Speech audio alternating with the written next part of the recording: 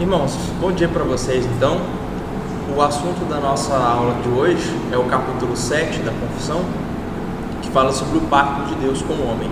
Esse é um capítulo muito importante da Confissão, não que os outros não sejam, que seja o mais importante, mas eu digo que ele é importante porque é um assunto, eu vejo que é mal compreendido na igreja e pouco estudado.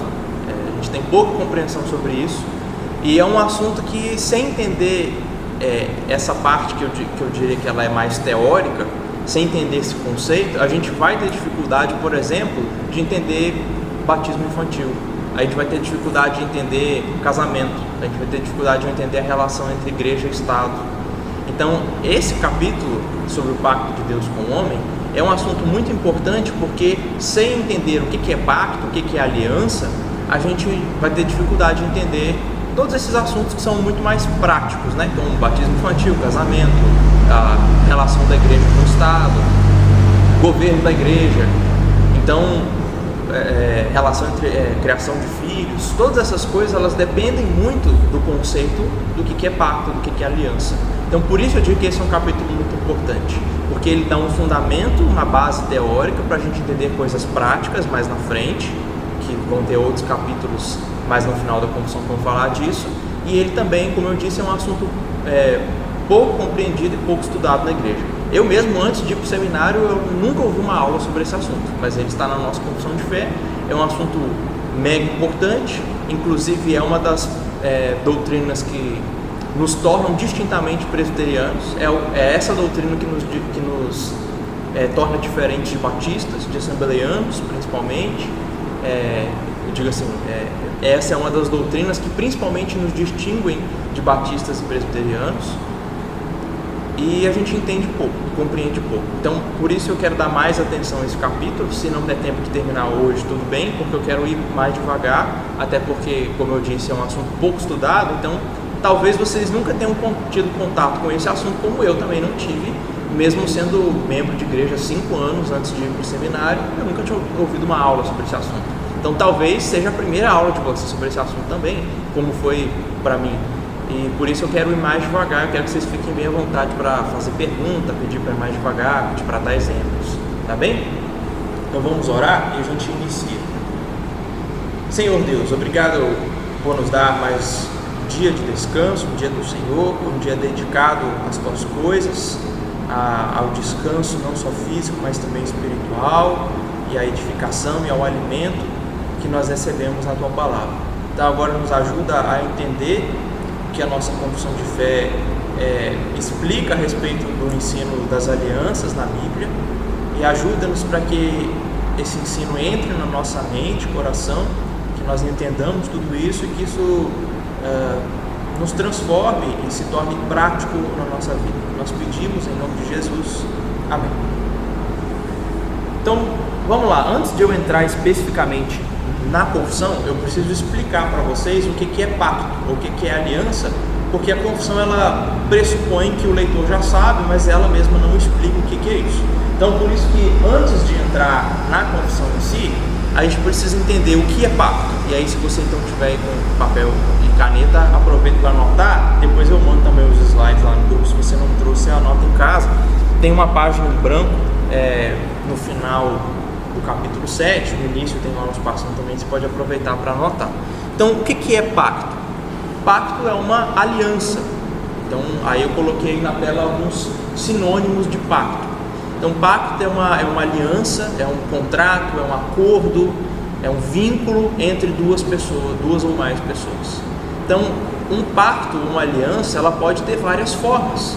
Pensa, por exemplo, num acordo informal e apenas verbal entre dois vizinhos que dividem ali, tem uma divisa no terreno deles, e eles têm lá um acordo. Você, às vezes não é nem falado, né? Mas o fato de ter uma cerca ali já imprime o seguinte: o acordo é isso. Você não passa da cerca para cá para roubar minhas mangas, eu não passo da cerca para lá para entrar no seu terreno, pegar a sua água.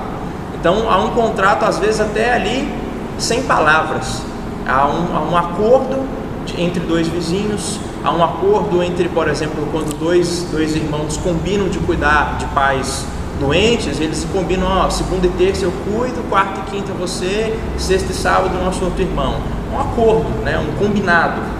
Um pacto também pode ter uma característica mais formal, como um contrato, que você vai trabalhar numa empresa ou vai prestar serviço para uma empresa, tem lá um contrato formal de prestação de serviço. Tem todas as cláusulas do contrato, no final você assina e o dono da empresa assina. Então isso também é um pacto, uma aliança, não deixa de ser. Um pacto pode ser também um pai que deixa um testamento antes de morrer e ele divide os bens entre sua esposa e seus filhos. Um pacto pode ser um tratado internacional entre nações que entram em acordo entre si, elas se comprometem uma com a outra. Então tudo isso são combinados, são tratados, são contratos, são pactos. Então pacto é uma aliança, é um combinado, é um acordo, é um compromisso. Mas não pense apenas no lado contratual ou formal da coisa, onde tem cláusulas e tal. Pense também no aspecto de que o pacto ele tem um relacionamento envolvido. Ou seja, um pacto ele cria um vínculo entre pessoas, ele une pessoas, como num casamento, por exemplo. Marido e mulher assinam um contrato, eles entram numa aliança. Então, e mesmo os outros exemplos que eu dei, quando duas empresas fazem um convênio de prestação de serviço, elas estão entrando numa aliança, numa união, elas estão se unindo. Quando nações, vê lá um grupo de nações que faz um acordo para diminuir a emissão de carbono no meio ambiente, então elas estão fazendo um acordo, elas estão se unindo sob o mesmo propósito. Ou quando a gente vê até um acordo comercial entre países, tem lá o Mercosul. O que é? São os países da América Latina se unindo para fazer comércio entre si. Então são países se unindo sob o mesmo propósito, comercializar, vender e comprar. Então a aliança ela também tem um aspecto de união, de relacionamento. Então aí tem vários sinônimos, exemplos do que é um pacto. Um pacto é uma aliança, um acordo, um contrato, um testamento, é um convênio, é um tratado, é um vínculo, é uma união.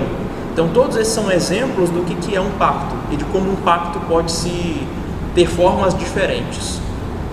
Então todos esses exemplos que eu coloquei aí são maneiras diferentes de entrar numa aliança com alguém ou com uma empresa, por exemplo, ou com mais de uma pessoa. Na Bíblia, as alianças têm a seguinte forma, ou as alianças que Deus faz com o homem têm a seguinte forma.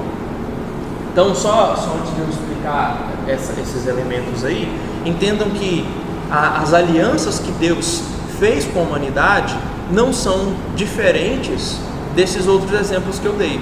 As alianças que Deus faz com o seu povo ou com a humanidade também tem o propósito de criar um relacionamento. O nosso Deus é um Deus pessoal, é um Deus relacional. Ele se relaciona com as suas criaturas. E Deus escolheu se relacionar por meio de alianças. E nessas alianças que Deus fez com o seu povo, elas têm as seguintes características ou os seguintes elementos. Então, nas alianças que Deus fez com o seu povo, as alianças que a gente encontra na Bíblia, todas elas têm esses elementos aí. Elas têm as partes, que são as partes que estão entrando em aliança. É, por exemplo, Deus e Adão. Então, as partes aí, se eu for fazer um contrato com o Genício, por exemplo, se eu for comprar lá meia dúzia de cachos de abelha e eu vou colocar lá no contrato, quem que são as partes do contrato? Eu e o Genício. Então, essas partes aí, elas são as pessoas que estão entrando em acordo ou em contrato ou em aliança. Também tem promessas, ou seja, é o que você está oferecendo para outra pessoa que está entrando em aliança com você. As promessas é o que você oferece e as condições é o que você pede. Então, no caso de eu fazer um contrato com o Genício para comprar abelha, qual que é a promessa? Eu estou prometendo X reais para ele e a condição é ele me dar tantas caixas de abelha. Então, promessas e condições.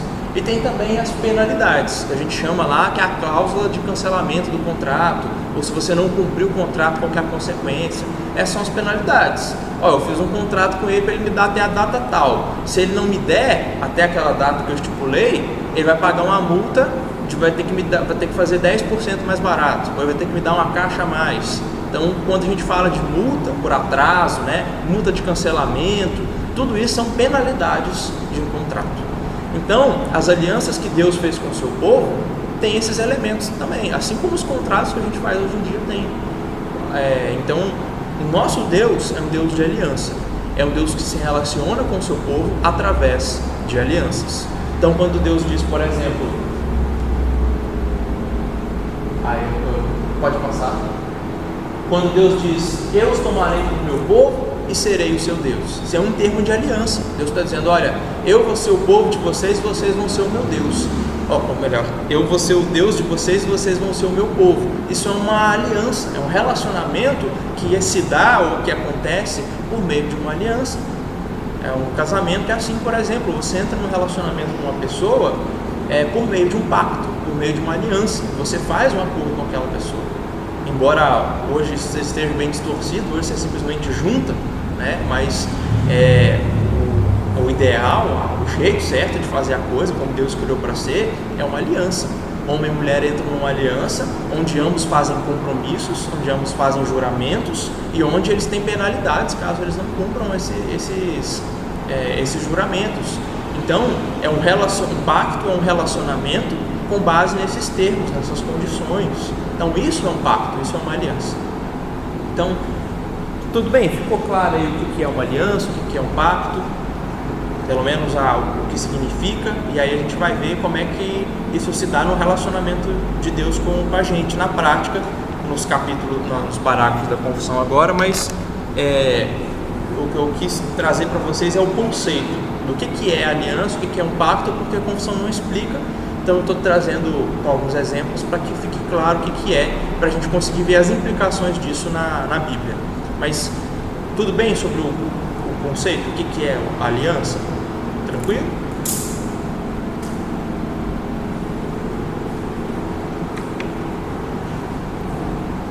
Tá, vamos lá então. Pode isso, deixar no parágrafo.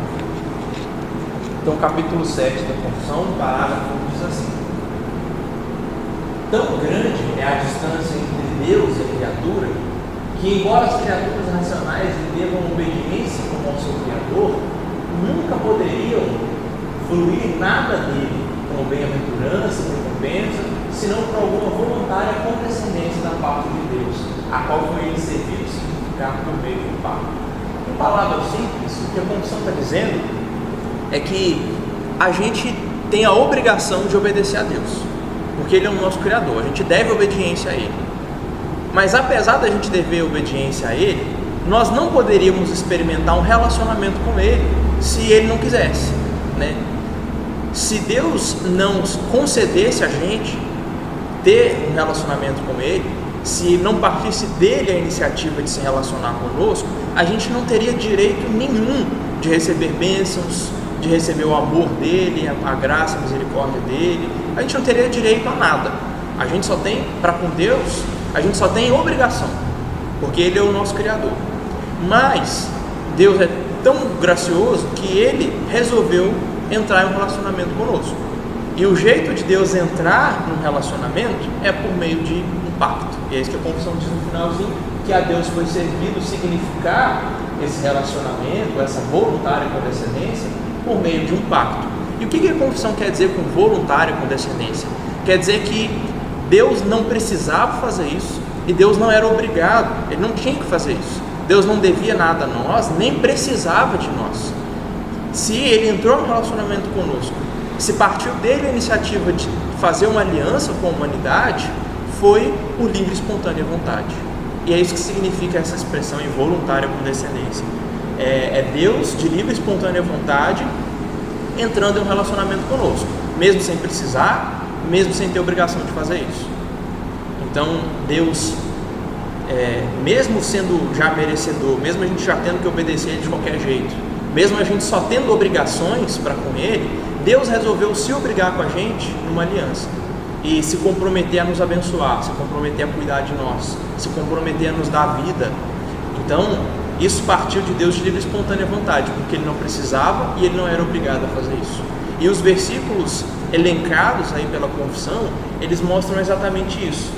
Então, quando Deus diz, eu vou tomar vocês para serem o meu povo, eu vou ser o Deus de vocês, isso é Deus dizendo, olha, está partindo de mim, eu vou tomar vocês, eu vou ser o Deus de vocês. A iniciativa desse relacionamento está partindo de Deus. E ele não precisava fazer isso. Olha em Atos 17, Paulo dizendo que o Deus que fez o mundo e tudo que nele existe, sendo ele Senhor do céu e da terra, ele não habita em santuários feitos por mãos humanas, nem é servido por mãos humanas como se alguma coisa precisasse, pois ele mesmo é quem é fonte da vida, a respiração e tudo mais. Ou seja, Deus não precisa da gente. Deus não precisava entrar em uma aliança conosco, porque ele não precisa de nada de nós. Naquele exemplo que eu dei, se eu entrasse numa aliança, em um acordo com o genício, é porque eu estou precisando de abelha, porque eu estou precisando de mel, porque eu estou querendo, né? Mas Deus, no caso, eu preciso de alguma coisa que o genício tem, então eu vou lá e pago para ter aquilo, porque eu preciso do que ele tem para fornecer. É isso que é comércio, né? É isso que é compra e venda. É você comprar uma coisa que você não tem, que você não consegue, que você não sabe, e você paga alguém para fazer isso para você, ou para te dar isso. Mas no caso de Deus, Deus não está comprando nada de nós, porque Ele não precisa de nós. Ele não precisa ser servido por nós. É Ele que nos dá a vida, Ele é dono de tudo, Ele fez tudo. Então Deus não precisava entrar em um relacionamento conosco, e Deus não tinha obrigação de fazer isso. É isso que Jesus diz em Lucas 17. Será que o Senhor, ou o empregador, o patrão, ele tem que agradecer o seu empregado pelo empregado ter feito o que havia ordenado? Assim também vocês, depois de terem feito tudo o que eu disse para vocês fazerem, vocês vão dizer assim: nós somos servos inúteis, porque fazemos apenas o que devíamos fazer. Então o que Jesus está colocando aí é o seguinte: um senhor, um patrão que já paga o salário para o seu empregado, ele não precisa agradecer o empregado por ter feito o trabalho, porque o empregado fez o que está sendo pago para fazer. Ele não precisa de mais nada, ele fez a obrigação dele. E assim Jesus diz: vocês também são servos inúteis. A ideia aí é de servos que não têm necessidade de receber nada. Vocês não têm que receber elogios, vocês não têm que receber recompensa, porque o que vocês fazem pela obrigação, né? Sabe quando a mãe fala para o filho: ah, você fez mais que obrigação? É essa a ideia. A gente já deve toda obediência a Deus. Então, se a gente faz o que Deus manda, não é mais do que a nossa obrigação. Então Deus não tem obrigação nenhuma de nos recompensar ou de nos dar nada, mas Ele ainda assim faz de livre, espontânea vontade. Não que Ele é obrigado, mas porque Ele quer. E essa confissão quer dizer com voluntária condescendência. Deus faz por livre, espontânea vontade, Ele nos abençoa, Ele se compromete conosco, não porque Ele precisa ou porque é obrigado, mas porque Ele quer. Então é isso que o primeiro parágrafo da confissão está trazendo para nós, para nos mostrar que se Deus entra em aliança conosco, é de livre, espontânea vontade, é porque Ele realmente quer se relacionar com a gente. É isso que o primeiro parágrafo da confissão nos ensina. Tudo bem?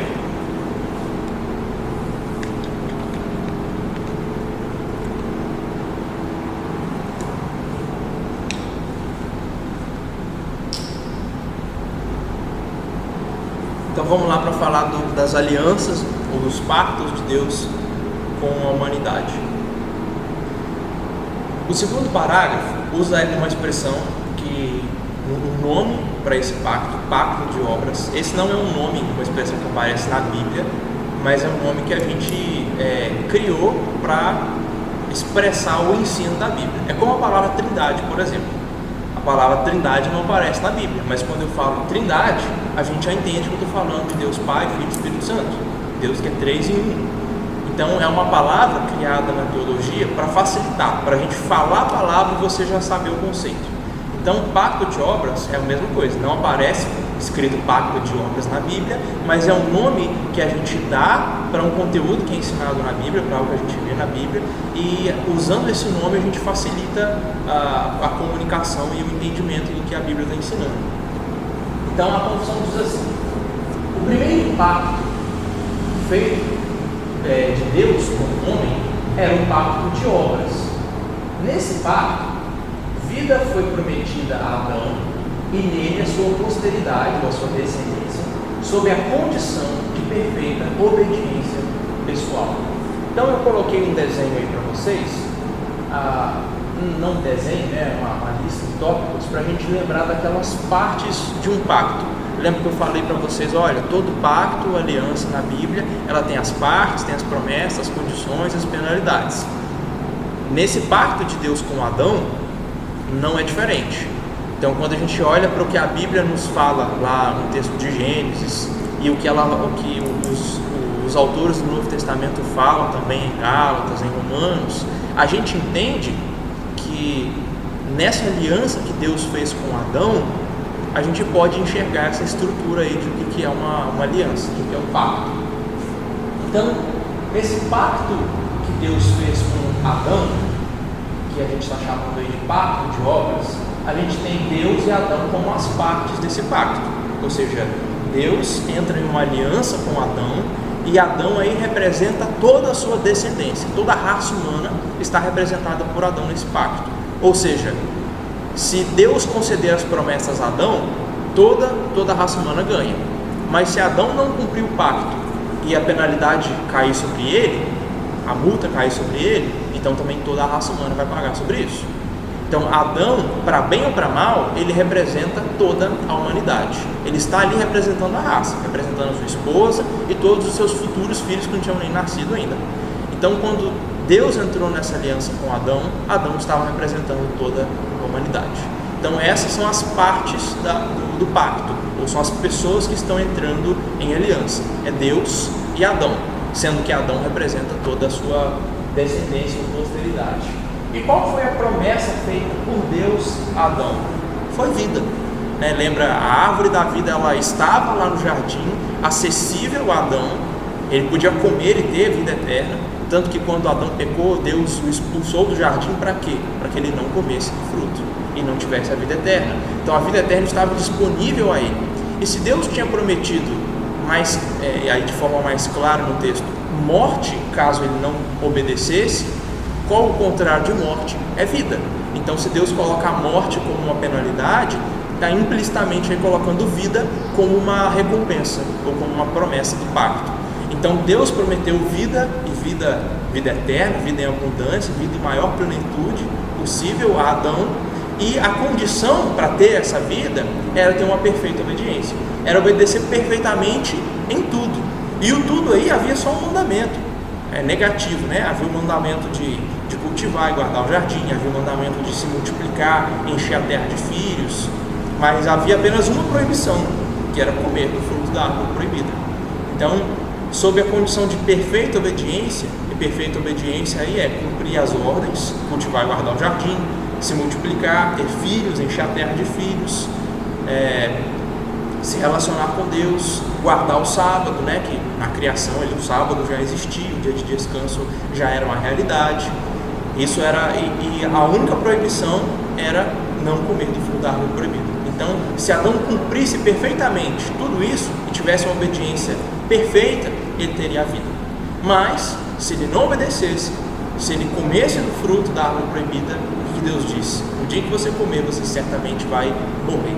Então a morte é a penalidade para não cumprir o pacto, para não cumprir as condições. Então Deus entra em aliança com Adão, Adão está representando toda a sua descendência, Deus promete vida a Adão, sob a condição de perfeita obediência, tem que obedecer toda a lei, todos os mandamentos, que não eram muitos, mas ele tinha que obedecer, e caso ele não obedecesse, a pena para isso, a cláusula que traz ali a pena, o castigo é a morte. Então esse foi o pacto que Deus fez com Adão no princípio. Essa é a aliança que Deus fez com Adão. E a gente vê então Deus anunciando que de toda árvore de jardim você pode comer, mas da árvore do conhecimento do bem e do mal você não deve comer, porque no dia que dela comer você certamente morrerá. Então é a penalidade de morte. Pode passar? Aí Romanos 5, Paulo diz assim, no versículo 12: portanto, assim como por um só homem entrou o pecado no mundo, e pelo pecado veio a morte, assim também a morte passou a toda a humanidade, porque todos pecaram. Então, por que a morte veio sobre todos os homens? Porque Adão era o representante de toda a humanidade. Então, a morte entrou no mundo por meio de Adão, porque ele era o representante de toda a raça.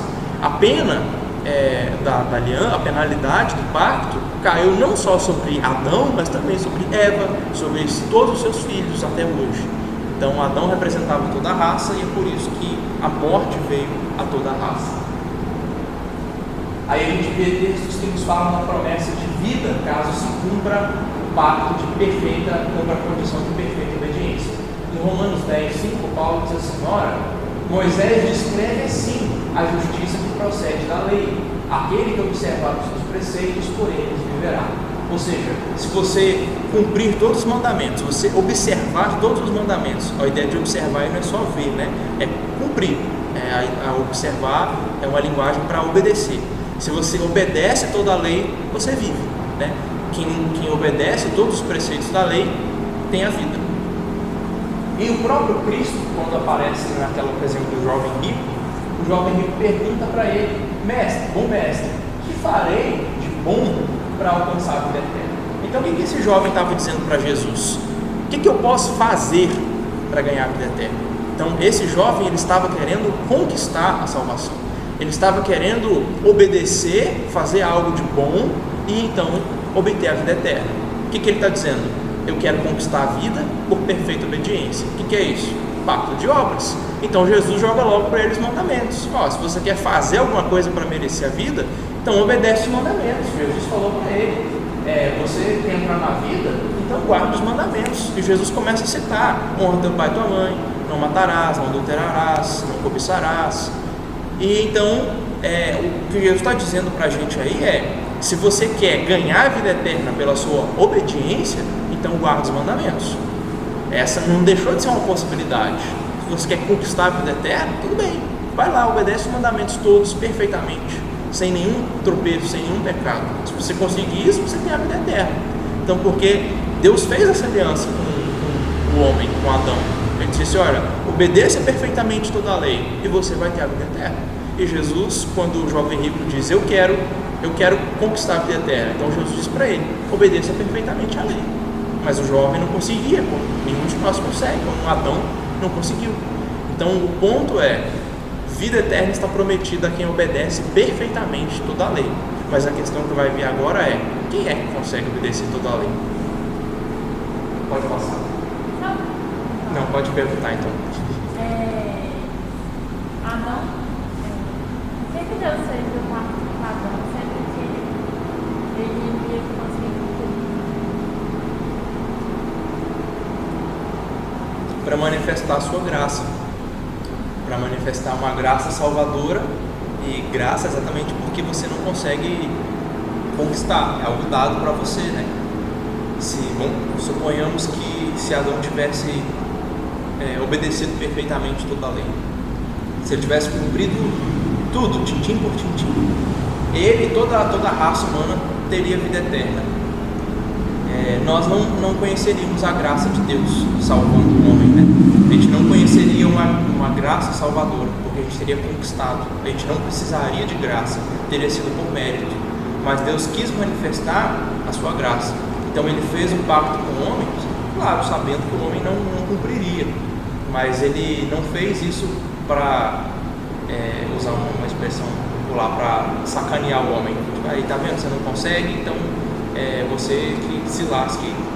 Deus estava fazendo um pacto com o homem para que o homem percebesse que por mérito ele não consegue, então ele dependa de Deus. E Deus dá a sua graça salvadora, ele salva e ele quer manifestar, né? Paulo vai dizer que é para louvor da glória de sua graça em Efésios 1, né? Deus nos escolheu para salvação, para adoção de filhos, para o louvor da glória de sua graça. É uma expressão que ele repete acho que 3 vezes em Efésios 1, para o louvor da glória de sua graça. Porque Deus quer manifestar quão gloriosa é a graça dele de salvar o pecador e salvar aquele que não consegue obedecer, mas ele salva mesmo assim, né? Então Deus fez um pacto com Adão, sabendo que ele não conseguiria cumprir a condição e acabaria morrendo, mas para que assim Deus mostrasse a sua graça em dar vida, em dar salvação, em dar perdão, em salvar de graça, mesmo sem que o sujeito consiga cumprir toda a lei por ele mesmo. Entendeu? Ok? Tudo bem? Até aí? Que a gente terminou o parágrafo 2. Alguma dúvida sobre ele?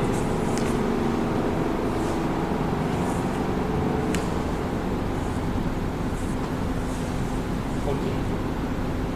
Então, parágrafo 3 diz assim: tendo-se o homem tornado pela sua queda incapaz de ter vida por meio desse pacto, o Senhor dignou-se fazer o segundo pacto, geralmente chamado o pacto da graça. Pode passar? Nesse pacto da graça, ele livremente oferece aos pecadores a vida e a salvação por meio de Jesus Cristo, exigindo deles a fé para que sejam salvos e prometendo dar o seu Espírito Santo a todos os que estão ordenados para a vida, a fim de dispô-los e habilitá-los a crer. Então, resumidamente, o que esse parágrafo está dizendo é que, só lembrando então, no pacto de obras feito com Adão tinha que obedecer perfeitamente para conseguir a vida eterna.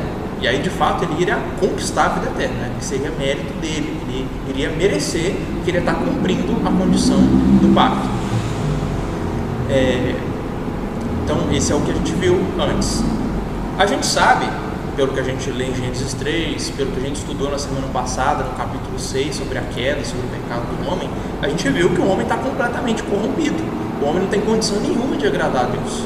Então, já que Adão pecou, e com ele e com esse pecado veio a morte, e o homem se tornou corrupto, e agora a gente não consegue mais obedecer perfeitamente, já que a gente não consegue então conquistar a vida por meio da obediência, Deus resolveu fazer um segundo pacto, um pacto que agora não dependa da nossa obediência para nos dar a vida. Por isso que nesse segundo pacto, chamado de Pacto da Graça, e ele tem esse nome, Pacto da Graça, exatamente porque Deus oferece de graça vida e salvação por meio de Jesus para quem crer. E fé é exatamente o contrário de obras. A ideia é que eu não consigo obedecer por mim mesmo, mas eu tenho fé naquele que obedeceu por mim, no caso, Jesus Cristo. Então, no Pacto da Graça, Deus oferece salvação para todos os crentes, para aqueles que Ele escolheu para a vida eterna, que Ele prometeu dar o Espírito para que eles consigam crer. Então, a fé é dada como um dom de Deus, e esse sujeito que crê, ele recebe vida e salvação em Cristo, mesmo sem ele conseguir obedecer, mesmo sem ele ter uma perfeita obediência. Então, no Pacto da Graça, eu recebo vida eterna, mesmo que eu não consiga obedecer perfeitamente toda a lei, como Adão não conseguiu receber, mas ele creu na promessa de Deus de que viria o Salvador. Eu não consigo obedecer, mas eu creio em Jesus Cristo. Então eu recebo vida e salvação, mesmo sem eu ter uma perfeita obediência. Porque no Pacto da Graça, a condição para mim não é perfeita obediência, é fé. Então, eu acho que eu coloquei o desenho depois. Não coloquei. Antes do desenho, eu coloquei dois textos que mostram que o homem é incapaz de conquistar a vida por meio da obediência. O homem é incapaz de cumprir o pacto de obras. Então, a gente, por causa da corrupção que há em nós, por causa do pecado, a gente não consegue obedecer perfeitamente toda a lei. Logo, a gente não consegue conquistar a vida por meio da obediência. Então, eu coloquei dois textos para mostrar isso, e aí depois vem aquele esquema lá do pacto. Então, Romanos 8, Paulo diz assim: aquilo que a lei não podia fazer, por causa da fraqueza da carne, isso fez Deus enviando o seu próprio Filho em semelhança de carne pecaminosa, em que diz respeito ao pecado. E assim Deus condenou o pecado na carne, a fim de que a exigência da lei se cumprisse em nós, que não vivemos segundo a carne, mas segundo o Espírito. O que Paulo está falando? Aquilo que a lei não conseguiu fazer por causa da nossa fraqueza na carne, o que ele está dizendo em outras palavras é: no pacto de obras, no pacto de Deus com Adão, a ideia era: obedeça toda a lei e você conquista a vida eterna. Mas a gente não consegue fazer isso por causa da fraqueza na nossa carne. Então a lei não consegue me dar vida eterna, não porque a lei é ruim. Paulo vai fazer um parênteses dizendo: não é que a lei é ruim, a lei é santa, justa e boa. O problema somos nós que não conseguimos cumprir a lei. O problema é a nossa fraqueza. Então, por causa da nossa fraqueza, a gente já não consegue vida. Então, porque a lei não conseguiu dar isso, Deus vai lá e dá vida ao enviar o seu próprio Filho em semelhança de carne, ou seja, o Filho se encarnou, se fez homem como nós, se fez de carne e osso como nós, para que a exigência da lei se cumprisse em nós. Deus condenou o pecado na carne, ou seja, Deus castigou Cristo para condenar o pecado, para cumprir a exigência da lei. E Cristo cumpriu toda a exigência da lei. Cristo obedeceu perfeitamente toda a lei. Lembra ele dizendo: olha, eu não vim para anular a lei, eu vim para cumprir, né? Enquanto os céus e a terra não acabarem, nem um pingo dos is eu vou tirar da lei. Então Jesus, ele veio não para jogar a lei fora, mas ele veio para cumprir. E ele cumpriu toda a lei, obedeceu todos os mandamentos e cumpriu também a penalidade, que é a morte. Ele não só obedeceu ativamente toda a lei, como ele recebeu o castigo pelo pecado em nosso lugar, a morte, e assim cumpriu a exigência da lei. E Cristo, nesse pacto, ele está representando aí todos os eleitos, todos os crentes. E nós, por consequência, então, isso é cumprido em nós. Então, a exigência do acordo, a exigência da lei é cumprida, então a gente tem a vida eterna por causa de Cristo. Então, o que Paulo está dizendo em Romanos 8 é: a lei não consegue nos dar vida por causa da nossa fraqueza, que a gente não consegue obedecer. Então, já que a gente não pode ter a vida cumprindo o pacto de obras, Deus resolveu fazer um segundo pacto, onde ele envia o seu filho. O filho cumpre toda a lei, o filho cumpre todas as regras, todos os mandamentos, cumpre inclusive a pena, que é a morte. Então, assim como Jesus me representa, eu também, por consequência, estou cumprindo as condições do pacto e ganho a promessa, que é vida e salvação. Então é isso que Paulo está dizendo em Romanos 8. Em Romanos 3, ele fala sobre o mesmo assunto, porque ninguém será justificado diante de Deus por obras da lei, porque pela lei vem o pleno conhecimento do pecado. Mas agora, sem lei, a justiça de Deus se manifestou, sendo testemunhada pela lei e pelos profetas. É a justiça de Deus mediante a fé em Jesus Cristo, para todos e sobre todos os que creem. Então, o que Paulo está dizendo é: se antes o homem podia ser justificado, podia ser salvo pela obediência à lei, se antes ele podia ter vida ao cumprir o pacto de obras, ele não pode fazer isso, ele não consegue. Então, ninguém é justificado diante de Deus por obras da lei, porque ninguém consegue cumprir toda a lei. A gente olha para a lei e a gente vê o nosso pecado. Eu vejo, olha, Deus ordena, não matarás. Deus ordena, não cobiçarás. E eu olho para a minha vida e eu vejo que eu ofendo as pessoas, que eu falo mal das pessoas, que eu digo palavras que ofendem. Então eu não consigo obedecer o 6º mandamento, não matarás. Eu olho para o 10º mandamento, não cobiçarás, e eu vejo que às vezes eu invejo as pessoas. Às vezes eu desejo ter coisas que eu não tenho e fico insatisfeito com isso. Eu sou ingrato a Deus. Então eu vejo, eu não consigo obedecer perfeitamente à lei. Então eu olho para a lei e eu vejo o pecado. E é isso que Paulo quer dizer com: visto que pela lei vem o pleno conhecimento do pecado. Eu olho para a lei, eu vejo, e como no espelho, eu vejo o meu reflexo podre e fraco, eu vejo o meu pecado. Então, eu não consigo conquistar vida pela obediência à lei. Então, Deus vem e nos dá vida sem lei. Justiça de Deus sem lei. E essa justiça, então, ela vem pela fé em Jesus Cristo. Jesus cumpriu toda a lei, e quando a gente crê nele, nós recebemos a vida eterna. Nós recebemos justiça de Deus. E isso sem lei. A ideia não é que no pacto da graça a gente já não tem que obedecer nada. A ideia de sem lei aí é de que a obediência à lei não é uma condição para eu ter vida eterna e para eu ter salvação. É isso que Paulo quer dizer aí. Então eu coloquei esses 2 versículos, tem muitos outros, mas eu coloquei esses 2 porque eles são mais complicados que os outros, e aí eu quis explicar melhor para vocês entenderem esses textos que são mais difíceis, e porque eles falam bem dessa nossa impossibilidade de conquistar vida e salvação por meio da obediência à lei. Então são 2 textos em que Paulo diz que para nós é impossível conquistar vida pela obediência à lei por causa da nossa fraqueza, por causa da nossa corrupção. Mas apesar disso, Deus ainda assim nos dá vida e salvação de graça por meio de Jesus. Então o pacto da graça, ele é um pacto feito entre Deus e Cristo. E nesse pacto, Cristo representa todos os seus eleitos, toda a sua igreja, todos os crentes, de todos os tempos, épocas e lugares. Então, se no primeiro pacto Deus fez com Adão, e Adão representava toda a raça, todos os seus filhos, agora nesse segundo pacto, o pacto da graça, Cristo representa todos os eleitos, toda a igreja de Deus, todos aqueles que Deus deu para Cristo. Então Jesus representa todos os seus descendentes nesse sentido, todos os que estão debaixo dele, que é a igreja. Então Deus faz esse pacto com Cristo e a ideia aí é que nós colhemos os benefícios disso. Assim como os filhos de Adão colhiam as consequências, nós também colhemos as consequências, que no caso desse pacto é só bênção, né? Só promessa.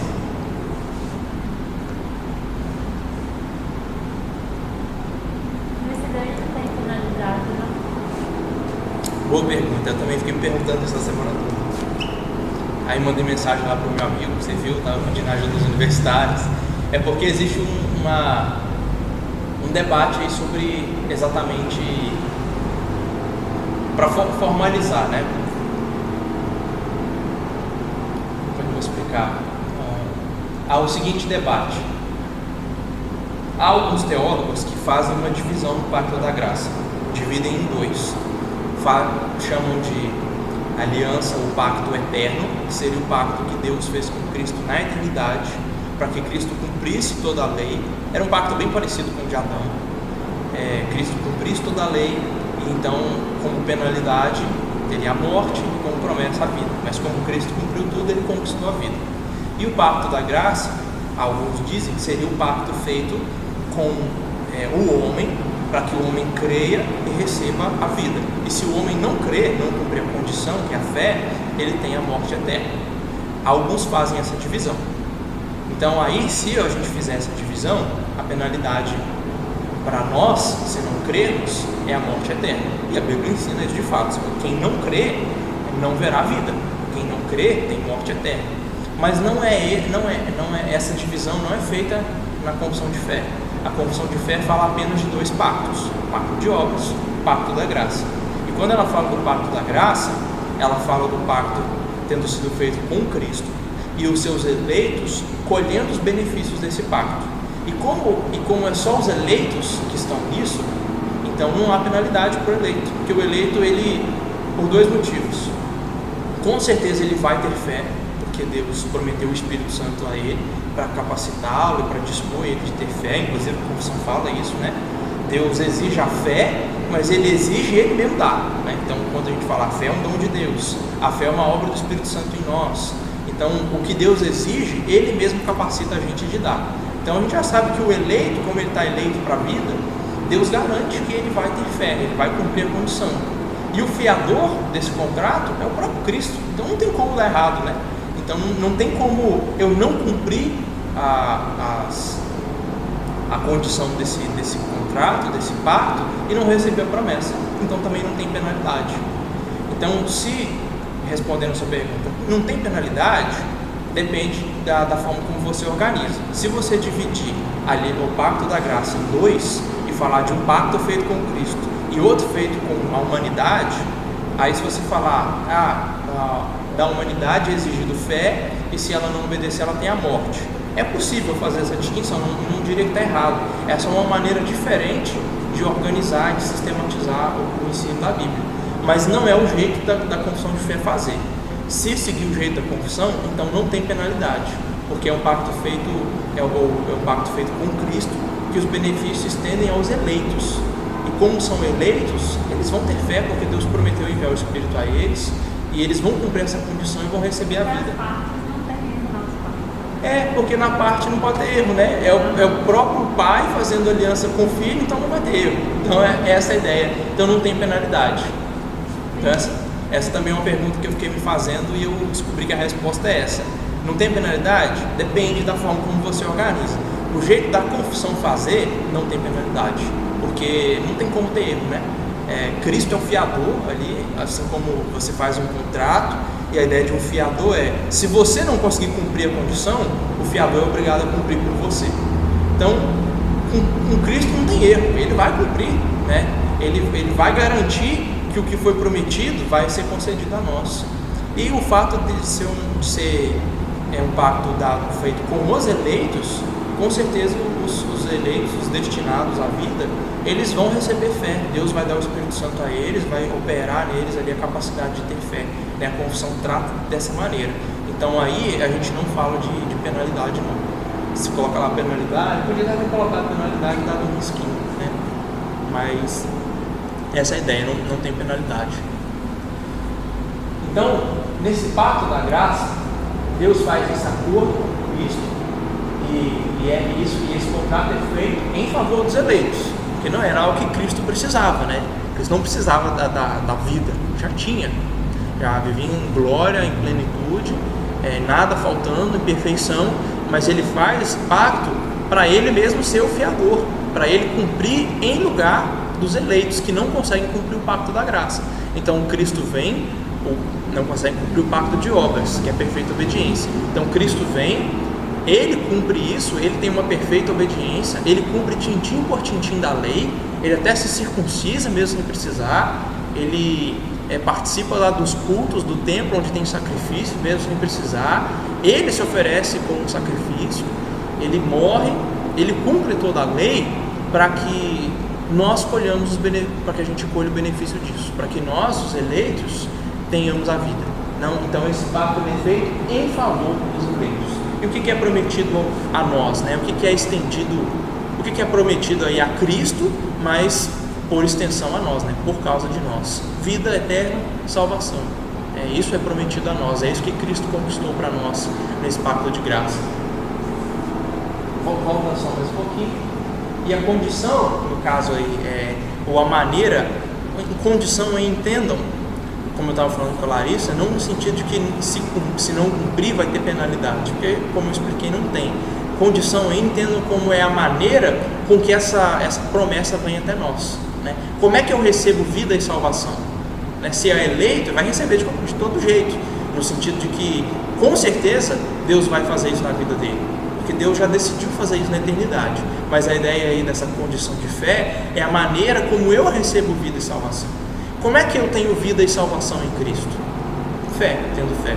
Como é que o eleito recebe vida e salvação em Cristo? Quando ele crê, no momento em que ele tem fé. E aí, como eu disse, apenas replicando o que a confissão está dizendo, essa fé em Cristo, ela é exigida, mas ao mesmo tempo Deus faz a promessa de dar o Espírito Santo para dar a capacidade para o eleito crer.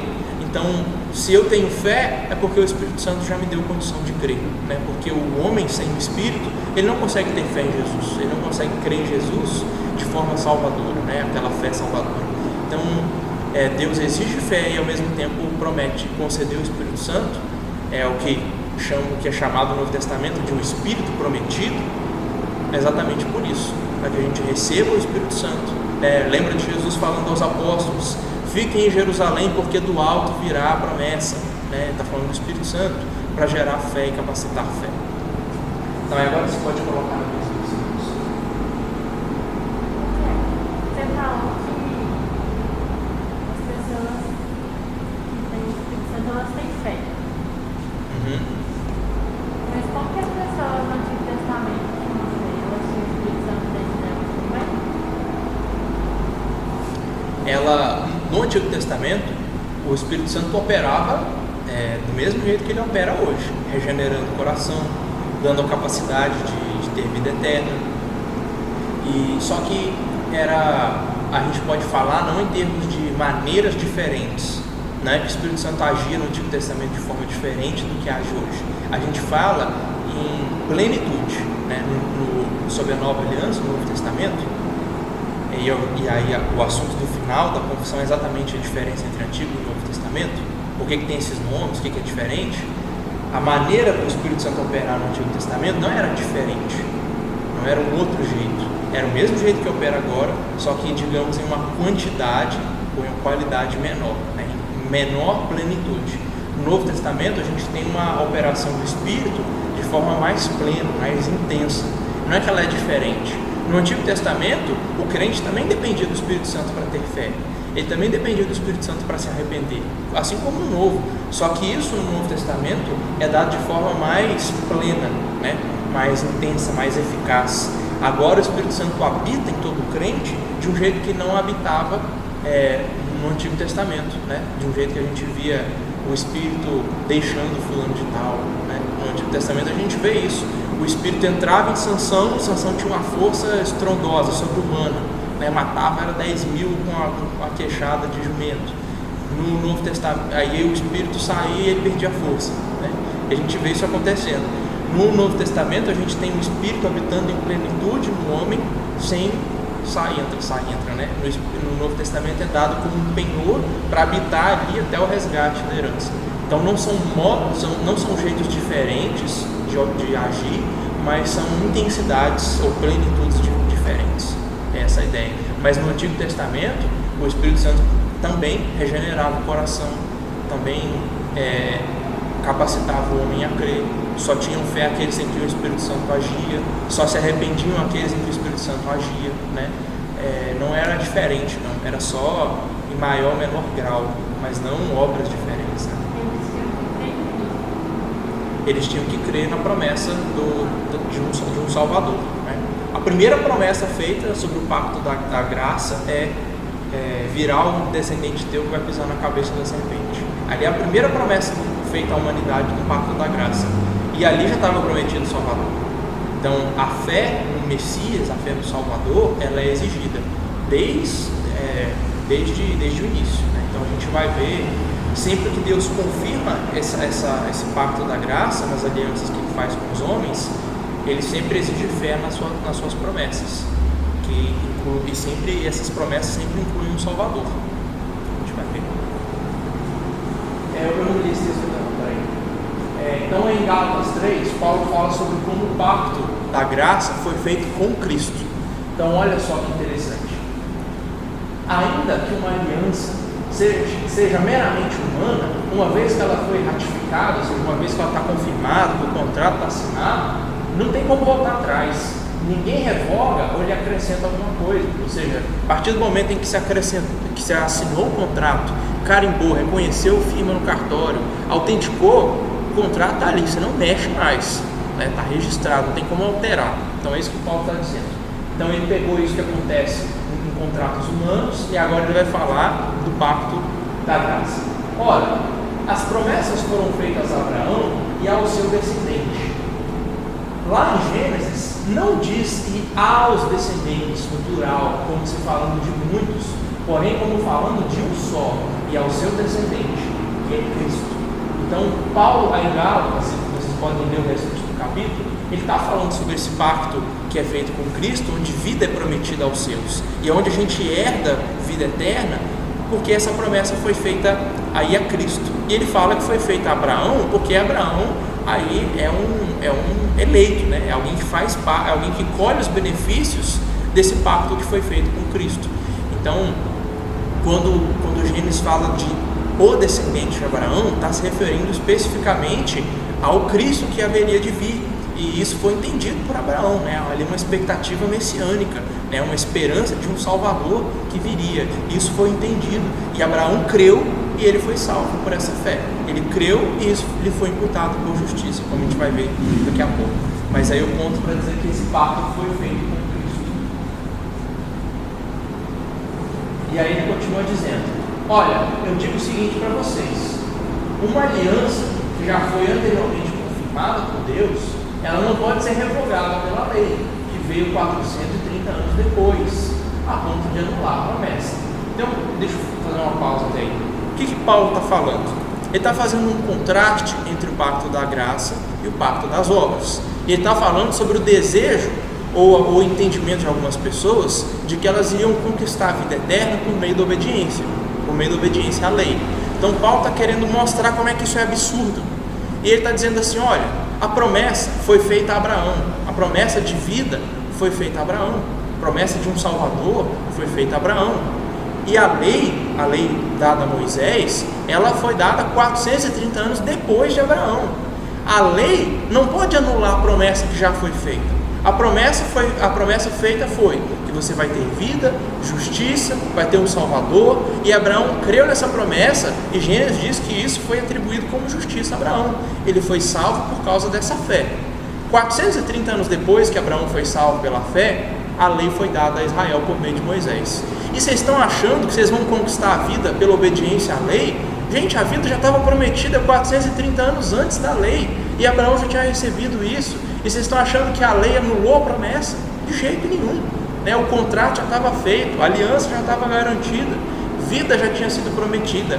A lei foi dada depois, não para anular a promessa que foi feita, né? Então é isso que Paulo está dizendo aí, e ele continua: porque se a herança, ou se a herança, aí falando da vida eterna, se a herança provém de lei, já não decorre da promessa. Ou seja, se você tem que obedecer à lei para conquistar a vida, então a vida já não é uma promessa, né? A vida aí é uma coisa que você mereceu, que você conquistou, mas ela já foi dada como promessa a Abraão.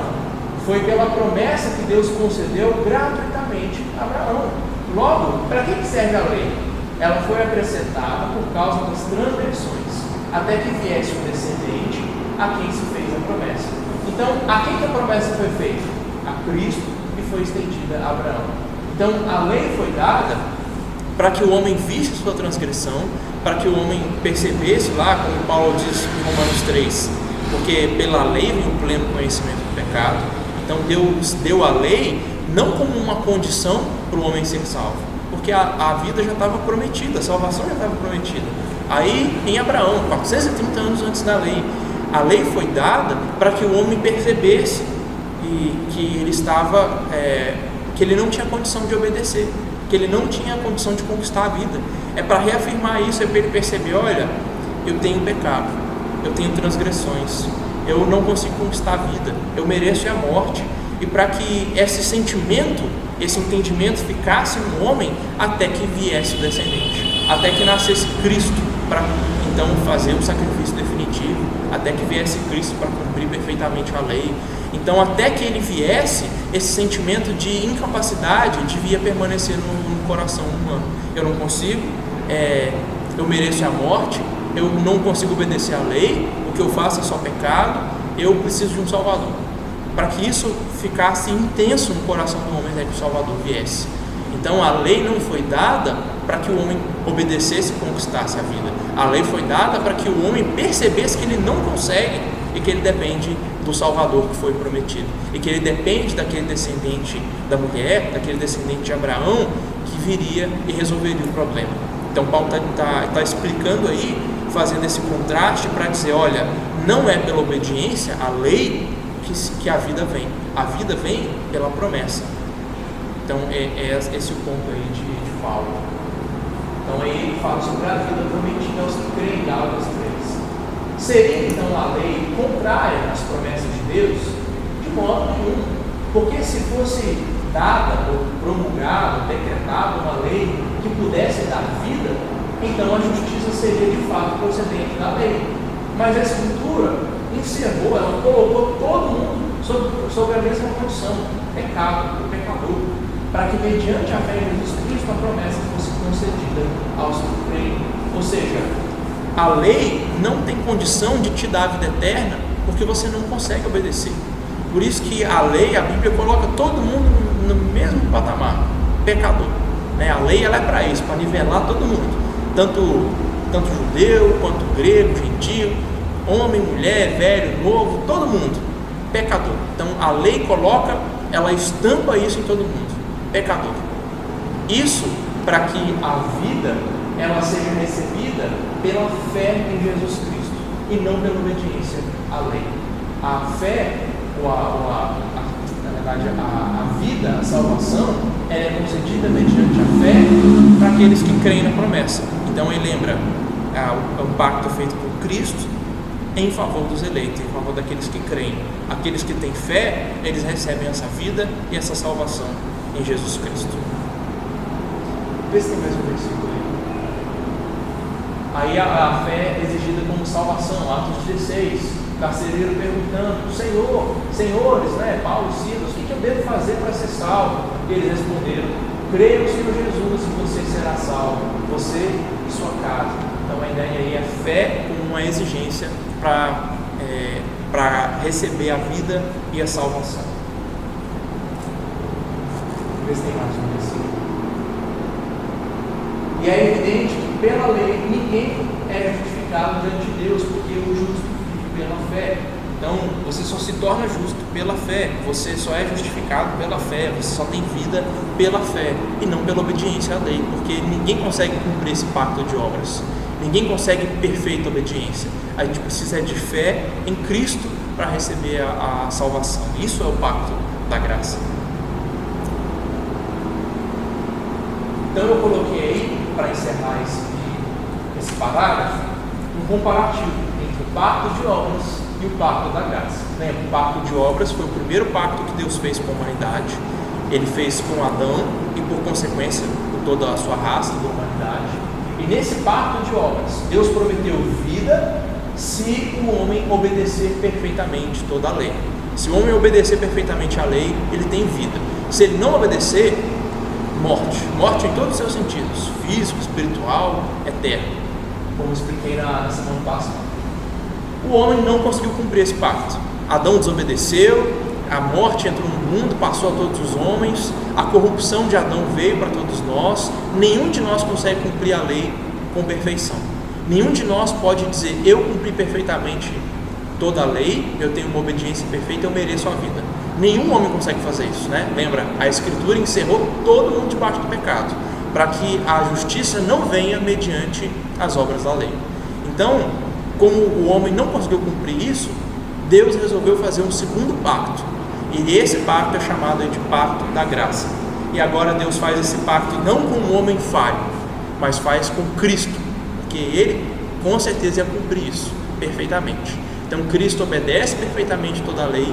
Cristo não só obedece no sentido de cumprir todos os mandamentos, mas Ele ainda recebe o castigo que era devido ainda à morte. Ele cumpre perfeitamente toda a lei. E agora os eleitos recebem os benefícios disso, né? Então foi um pacto feito em favor dos eleitos, como eu coloquei ali. Um pacto feito entre Deus e o Salvador, o Redentor, Cristo, em favor dos eleitos. E aos eleitos é prometido vida e salvação em Cristo Jesus, se eles creem. E eles com certeza vão crer, porque o Espírito Santo é prometido também para gerar neles a fé, para capacitar eles a terem fé. Então esse aí é um quadro comparativo entre o pacto de obras e o pacto da graça. E é fundamental entender essa diferença.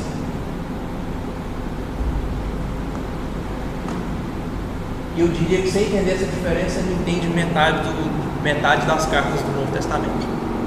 Paulo, então, você não entende nada do que ele escreveu, sem entender a distinção entre esses dois pactos. Porque sempre que Paulo usa as palavras pacto, aliança, vida, morte, ele está fazendo uma diferença entre esses dois pactos. Consegui esclarecer um pouco a diferença entre os dois? Vocês ficaram com alguma dúvida sobre o que é pacto de obra, o que é pacto de graça, qual que é a diferença dos dois?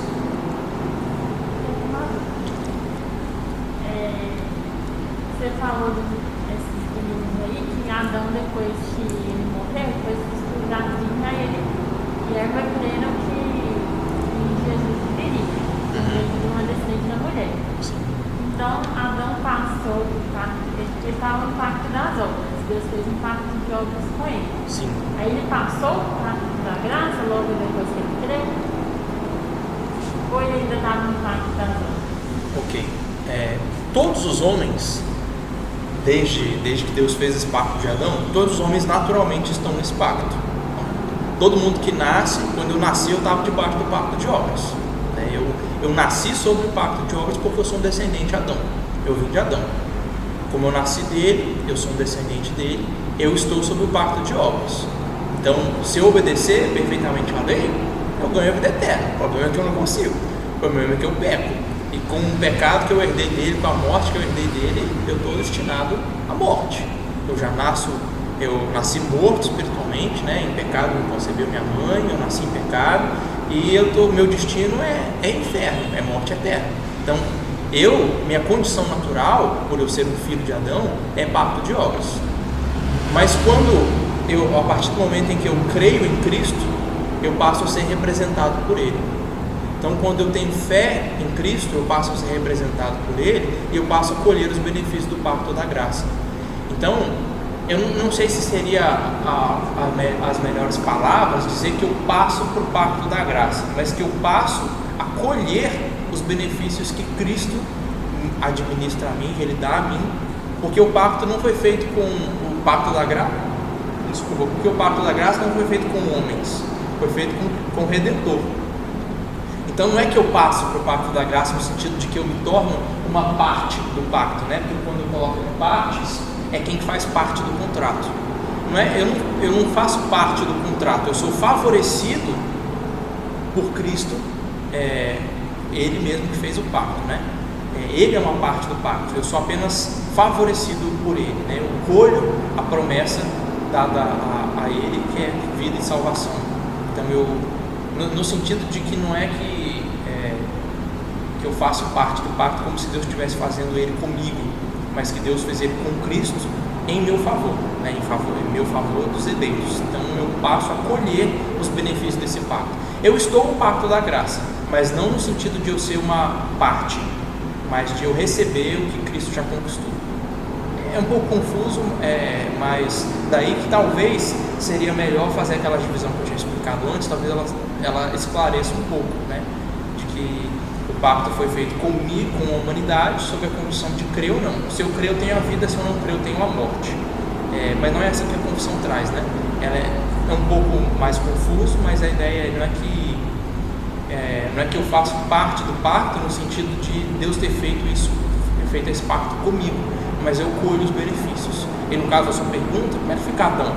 Adão era uma parte do pacto de obras, e a partir do momento em que ele creu, ele passou a colher os benefícios do pacto que Deus fez com Cristo, que é o pacto da graça. Então, a partir do momento em que Adão creu, ele recebeu vida eterna, ele recebeu salvação, né? E a gente, embora a gente tenha dificuldade de dizer, olha, eu não tenho certeza, para mim está muito claro na Escritura que Adão foi salvo. Adão creu na promessa, né? Ele e sua mulher, eles creram que o Salvador viria, né? E eles faziam parte, né, do povo de Deus, né? Dos eleitos. Então a vida já foi concedida a ele, né? Então ele já colhe os benefícios a partir do momento em que crê, que a promessa é feita, ele crê, ele já passa a colher os benefícios de vida e salvação em Cristo. Ficou claro? É confuso, eu sei, mas entendeu? Ok?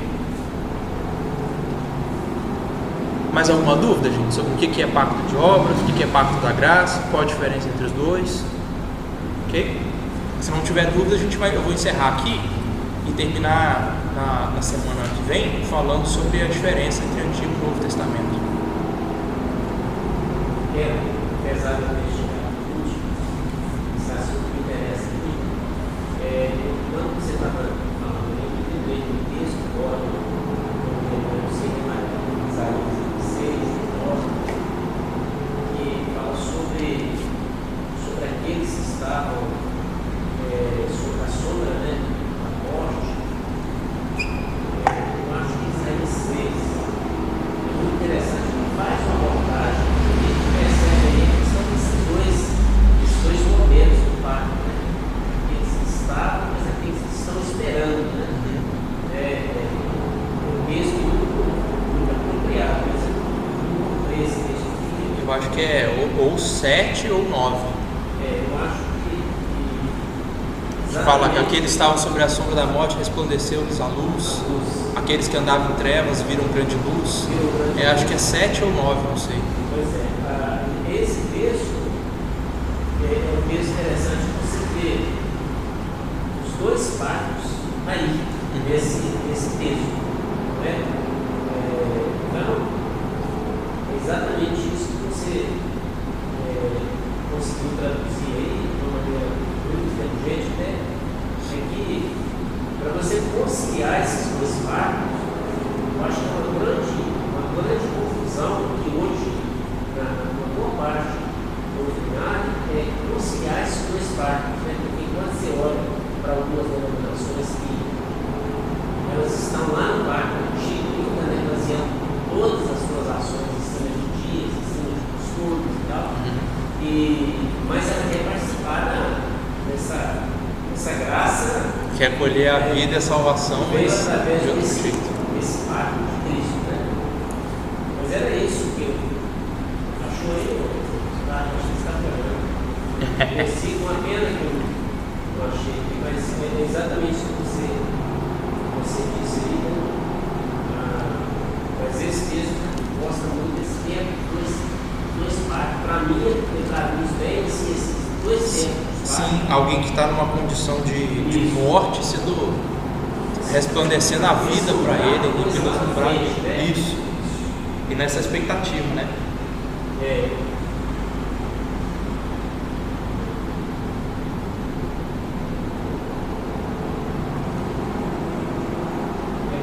Isaías 9, versículo 2: O povo que andava em trevas viu grande luz, e os que viviam na região da sombra da morte, resplandeceu-lhes a luz.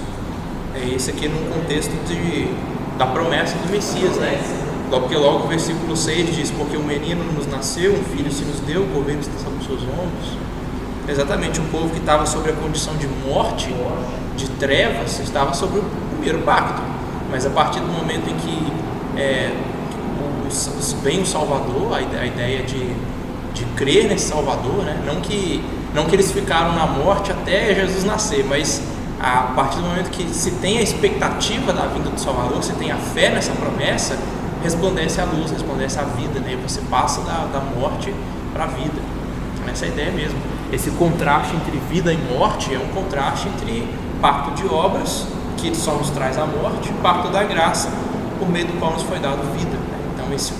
Então, sempre que a gente vê no Novo Testamento esse contraste entre vida e morte, Paulo fazendo o contraste entre vida e morte, entre obras da lei e fé, ele está fazendo esse contraste entre pacto de obras e pacto da graça. Por isso que eu disse que é tão importante entender essa distinção, porque senão a gente fica boiando em muitos textos do Novo Testamento que fazem referência a essa distinção, e às vezes a gente não entende o texto por não entender claramente essa distinção. Eu achava que pacto das obras era tudo do Antigo Testamento, todo mundo que estava ali era pacto de obras. Eu vou explicar melhor na semana que vem. Aí no Novo Testamento mudou tudo.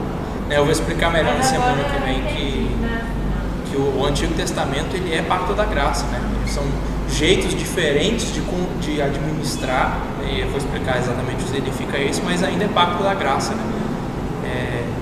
A diferença que Paulo faz aí entre obras e fé não é uma diferença entre Antigo e Novo Testamento, é uma diferença entre pacto de obras e pacto da graça, né?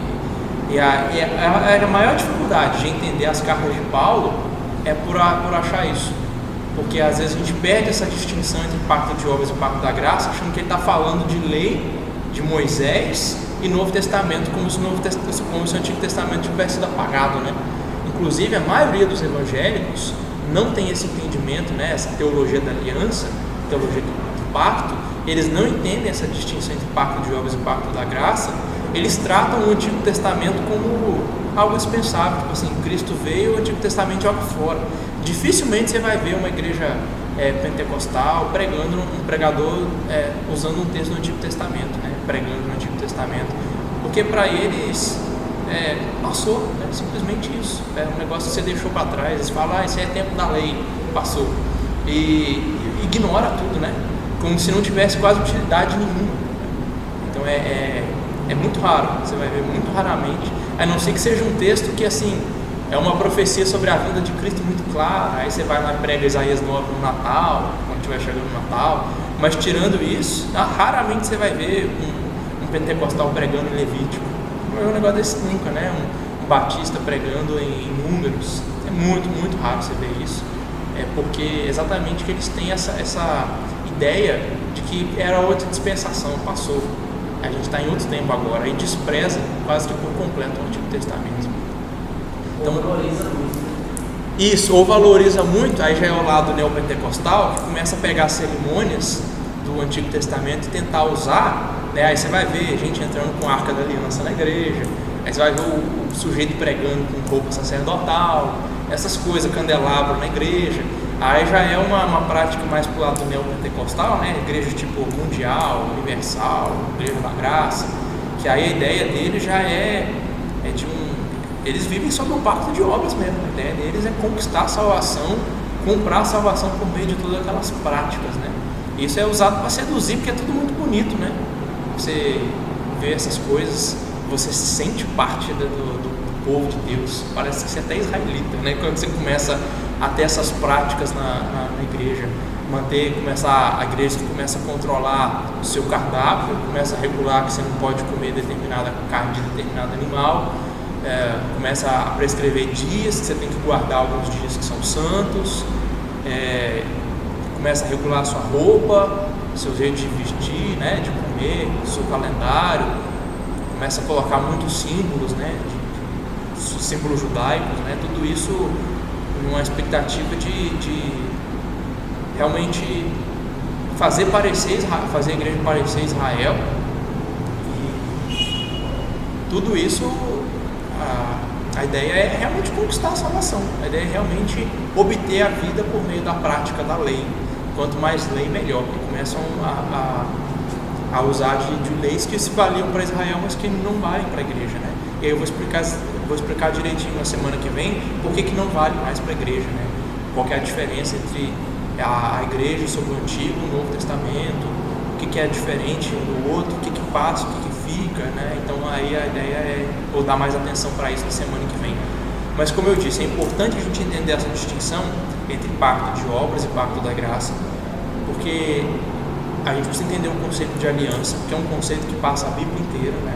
Alguns até usam a expressão de que a aliança, o pacto, é um fio dourado que conecta Gênesis e Apocalipse. E realmente, você consegue enxergar a aliança em todos os livros da Bíblia.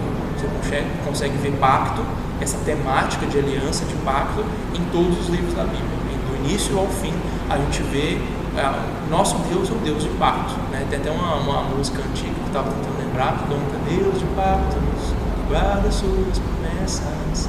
Então a ideia é o nosso Deus é um Deus que se relaciona com o seu povo por meio de alianças, por meio de pactos.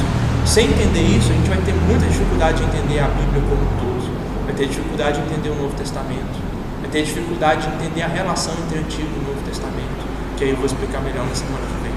Mas a ideia estou falando isso para ressaltar a importância da gente estudar esse assunto, né? É um assunto que a gente compreende pouco, é um assunto que eu nunca ouvi na escola dominical antes de ir para o seminário. Quando eu cheguei lá, para mim era um ensino inédito, que eu nunca tinha ouvido na igreja, apesar de estar na confissão de fé, né? É estranho, a gente devia estudar mais esse assunto, por compreendê-lo mal, e é um assunto tão essencial para a gente entender a Escritura como um todo. A gente vai ter muita dificuldade de tratar a Bíblia como um livro unificado se a gente não entender esse assunto. A Bíblia vai parecer para nós uma coxa de retalho, várias partes diferentes que não se conectam direito, coisas muito estranhas, que a gente já nem quer ler, que a gente pula na leitura da Bíblia por não entender essa doutrina do pacto. Então, por isso eu estou dizendo que ela é importante, estou reafirmando isso e estou indo mais devagar nesse capítulo, dividindo em 2 domingos. Então, beleza, vocês fiquem então com essa distinção. Na semana que vem a gente continua a partir do parágrafo 4, que já vai falar dessa distinção entre Antigo e Novo Testamento. Beleza? Vamos orar para encerrar.